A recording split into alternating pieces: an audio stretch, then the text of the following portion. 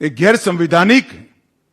Bharatiya Janata party ने तय किया है कि गैर संवैधानिक रिजर्वेशन को समाप्त कर कर ओबीसी को रिजर्वेशन हम बढ़ाएंगे, एससी एसटी का भी न्यायिक रिजर्वेशन बढ़ाएंगे। उन्होंने ढेर सारे ऐसी घोषणाएं की हैं, मैं इसको रिपीट करना नहीं चाहता।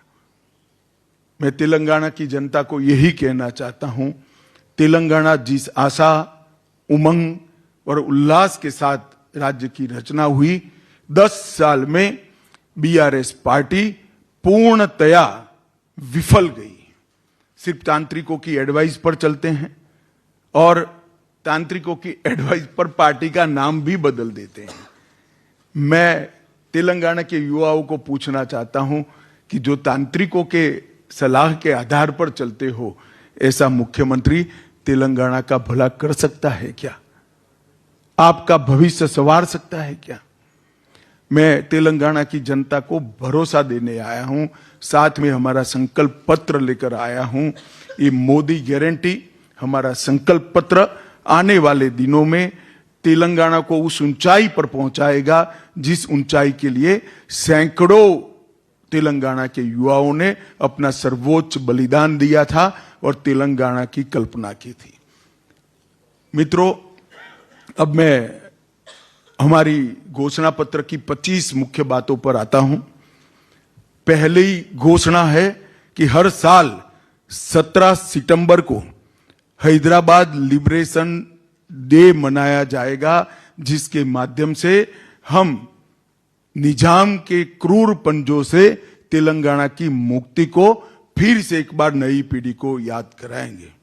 हम बेरनपल्ली परकल के शहीदों को श्रद्धांजलि देने के लिए 27 अगस्त को रजाकार विभीषिका स्मृति दिन भी मनाएंगे, जो रजाकारों के सामने तेलंगाना की जनता ने जो लड़ाई लड़ी है, इसको चीर स्मृति तक ले जाएंगे। और ये दोनों दिन ऑफिशियल तेलंगाना गवर्नमेंट मनाएगी, कोई डर के बगैर। हम मजलिस से नहीं डरते हैं, इनके सपोर्ट की ना जरूरत है ना चाहिए। इसके अलावा रजाकारों और निजाम के खिलाफ तेलंगाना के लोगों के संघर्ष का डॉक्यूमेंटेशन कर कर एक म्यूजियम और मेमोरियल हम स्थापना करेंगे।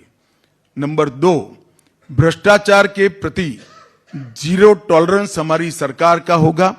भ्रष्टाचार के सभी आरोपों की जांच एक रिटायर्ड सुप्रीम कोर्ट के जज से कराएंगे और उचित पिनल कोड में कार्यवाही कर कर भ्रष्टाचार करने वाले सभी लोगों को जेल की सलाखों के पीछे ले जाएंगे। मार्जिनलाइज सेक्शन की आकांक्षाओं को, पिछड़ा वर्ग की आकांक्षा को पूरा करने के लिए, बैकवर्ड्स की आकांक्षाओं को पूरा करने के लिए, उनको सामाजिक न्याय प्रदान करने के लिए हमारा अगला मुख्यमंत्री बीसी बैकवर्ड क्लास का होगा। इसका तेलंगाना को भारतीय जनता पार्टी वादा देती है।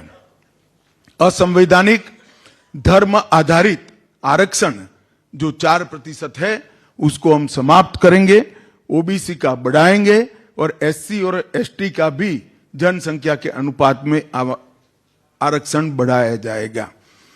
महंगाई कम करने के लिए मोदी जी ने कई बार वहां पर ड्यूटी कम करी है, परंतु केसीआर ने नीचे वेट घटाकर इसको कोऑपरेट नहीं किया। शायद तेलंगाना सबसे ज्यादा महंगे पेट्रोल डीजल वाला राज्य आज देश भर में है।